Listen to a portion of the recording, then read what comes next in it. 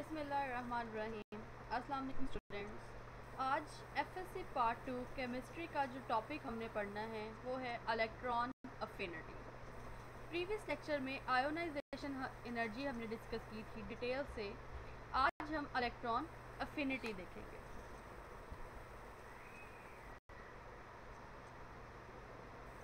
Definition देखते हैं। The electron affinity is the energy released or absorbed when an electron is added to a gaseous atom to form a negative ion. Last हमने पढ़ा था कि energy is absorbed. Ionization energy में energy absorb हो रही थी। Electron affinity में दोनों प्रोसेस होते हैं, रिलीज भी होता है और एनर्जी एब्जॉर्ब भी होती है। इसका मतलब कि इलेक्ट्रॉन अफिनिटी की वैल्यूज़ नेगेटिव और पॉजिटिव दोनों में होंगी। रिएक्शन एक्सोथर्मिक भी होगा और रिएक्शन एंडोथर्मिक भी होगा। आयोनाइजेशन एनर्जी में हमने इलेक्ट्रॉन रिमूव करना होता है। इलेक्ट्रॉन अफिनिटी में हमने इलेक्ट्रॉन ऐड करना होता है। इलेक्ट्रॉन अफिनिटी में क्या बनेगा? एन आइन बनेगा जिस पे नेगेटिव चार्ज होता है। आयोनाइजेशन एनर्जी पे क्या बनता है? कैटाइन बनता है जिस पे पॉजिटिव चार्ज था। नीचे एक जर्नल एग्जांपल दी गई है। A is an any atom, कोई भी एटम हो सकता है, हम जर्नल इसको ले रहे हैं। जब ए एटम में एक इलेक्ट्रॉन हम ऐड करते हैं तो ए के ऊपर जो चार्ज होता है वो क्या होगा? माइनस। इलेक्ट्रॉन अफिनिटी क्या होती है कि ऐसी इलेक्ट्रॉन अफिनिटी, ऐसी एनर्जी जो या तो रिलीज होगी या एब्जॉर्ब होगी। कब होगी? जब किसी भी एटम में कोई इलेक्ट्रॉन हम ऐड करेंगे। तो this is called electron affinity.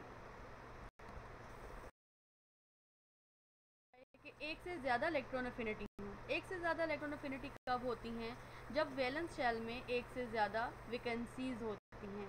Just like oxygen, oxygen में 2 वैकेंसीज होती हैं। तो ऑक्सीजन में 1 बाय 1 2 इलेक्ट्रॉन्स ऐड होते हैं। जब ऑक्सीजन पेरेंट एटम या न्यूट्रल एटम में हम एक इलेक्ट्रॉन ऐड करते हैं तो एनर्जी रिलीज होती है। द वैल्यू इज -140.9, कहीं पे 141 भी लिखी होगी। 141 किलो जूल पर मोल। जब ऑक्सीजन एक इलेक्ट्रॉन लेता है तो इसके ऊपर क्या चार्ज आ जाता है? Negative. O negative in the first reaction oxygen is as uni negative ion. Uni negative mean ऐसा आयन जिसके ऊपर एक नेगेटिव चार्ज हो। जब ये यूनी नेगेटिव आयन एक और इलेक्ट्रॉन अपने अंदर ऐड करता है तो एनर्जी हमें देनी पड़ती है, एनर्जी एब्जॉर्ब्ड होती है and the value is 770 kilo joule per mole. First reaction में जो एनर्जी होगी this is first electron affinity. Second में जो एनर्जी होगी this is second electron affinity.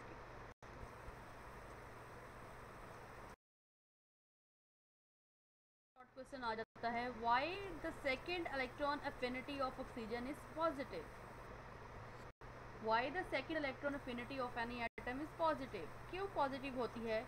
कि जब आप एक न्यूट्रल एटम में एक इलेक्ट्रॉन ऐड करते हैं तो वो नेगेटिव हो जाता है। जब एक नेगेटिव चीज़ में आप एक और इलेक्ट्रॉन ऐड करेंगे तो नेगेटिव नेगेटिव क्या होती है? रिपल्शन क्रिएट हो जाती है। उस रिपल्शन को ख़त्म करने के लिए हम उसमें फोर्स अप्लाई करते हैं, हम उसको एनर्जी देते हैं। एनर्जी अप्लाई करने से वो दोनों इलेक्ट्रॉन, एक उसका अपना इलेक्ट्रॉन और एक जो हम ऐड कर रहे होते हैं वो उसमें ऐड हो जाता है। The second value is positive. Why? क्योंकि जो पहला इलेक्ट्रॉन है वो कमिंग इलेक्ट्रॉन नए आने वाले इलेक्ट्रॉन को रिपेल करता है, जिसकी वजह से हमें अपनी फोर्स अप्लाई करनी पड़ती है। So that's why the second electron affinity of oxygen is positive.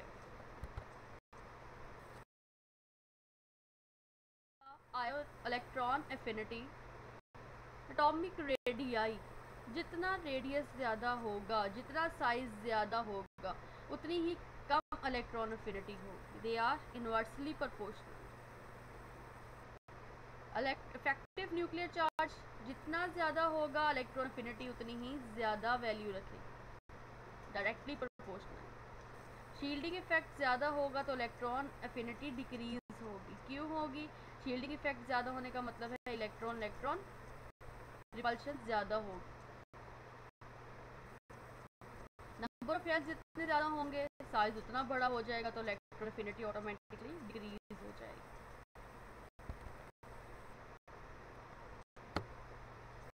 Affinity आ जाएगा। Radius and electron affinity are directly proportional. Nuclear charge and electron affinity are radius, atomic radius and electron affinity are inversely proportional. Effective nuclear charge of any atom f any ion is directly proportional to electron affinity. दो एक value बढ़ेगी तो दूसरी भी बढ़ेगी। Periods में shielding effect और number of shells remains constant in every trend. So along the period electron affinity increases.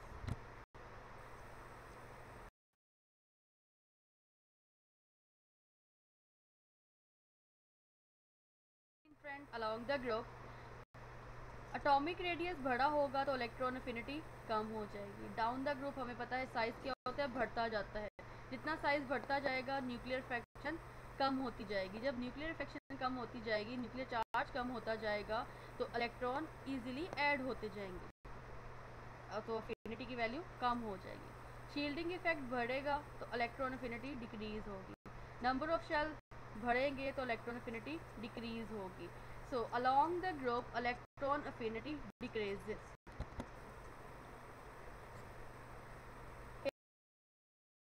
In the period, this is also same just like the ionization energy. Electron affinity बढ़ रही है left to right, top to bottom electron affinity कम हो रही है।